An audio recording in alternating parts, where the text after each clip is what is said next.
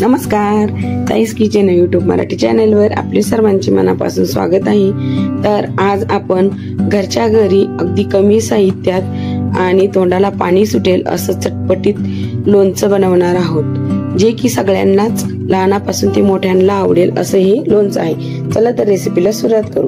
त्यासाठी मी इथे 2 तोतापुरी आंबे घेतलेले आहे आणि 2 चमचे बडीशोप घेतलेली आहे, 2 चमचे एवढं मी मोहरी घेतलेली आहे, 2 चमचे मीठ घेतलेला आहे, 1 चमचा मेथी दाणा घेतलेला आहे, 1 चमचा लाल तिखट, 1 चमचा हळद आणि अगदी थोडेसे हिंग घेतलेला आहे।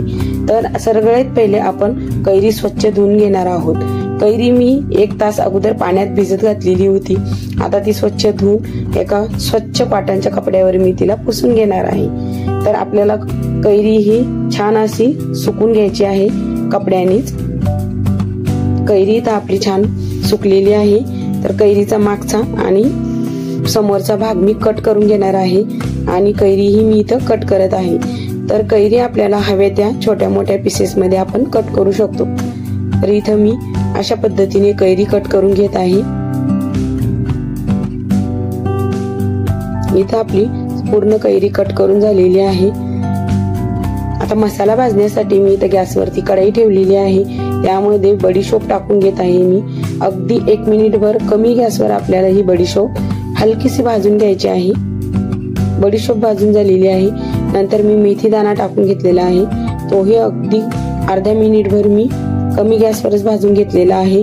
नंतर मोहरी सुद्धा मी हलकीशीच भाजून घेतलेली आहे। तुमच्याकडे मोहरीची डाळ असेल तर तुम्ही मोहरीची डाळ सुद्धा घेतली तरीही चालेल।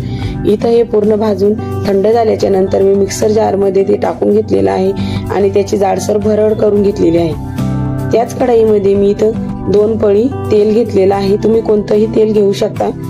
तर तेल आपल्याला छान कडकडीत गरम करून घ्यायचं आहे। गरम तेल आपल्याला कोमट करून घ्यायचं आहे आणि कोमट झाल्याच्या नंतर मी त्यामध्ये हिंग टाकून घेतलेला आहे, आपलं वाटून घेतलेलं भरड टाकून घेतलेली आहे आणि हे मिक्स करून घेत आहे।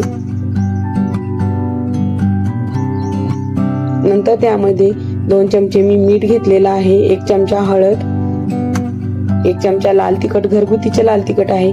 तुम्ही तिखटाचं प्रमाण तुम्ही तुमच्या आवडीने कमी जास्त करू शकता। हे छान मी मिक्स करून घेत आहे।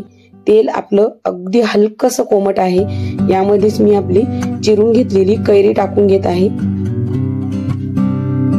हे छान आपल्याला मिक्स करून घ्यायचं आहे की नाही सोपं? चला तर मैत्रिणींनो, आपलं लोणचं चटपटीत असं तयार झालेलं आहे, अगदी कमी साहित्यात आणि घरगुतीचं। तर हे लोणचं स्टोअर करण्यासाठी तुम्ही काचेच्या बरणीमध्ये, स्वच्छ अशा बरणीमध्ये वर्षभर स्टोअर करून ठेवू शकता। आता मी हे एका काचेच्याच वाटीमध्ये लगेचच खाण्यासाठी घेत आहे। चला तर तुम्ही असंच लोणचं बनवा आणि तुमचं लोणचं कसं झालं ते कमेंट करून सांगा।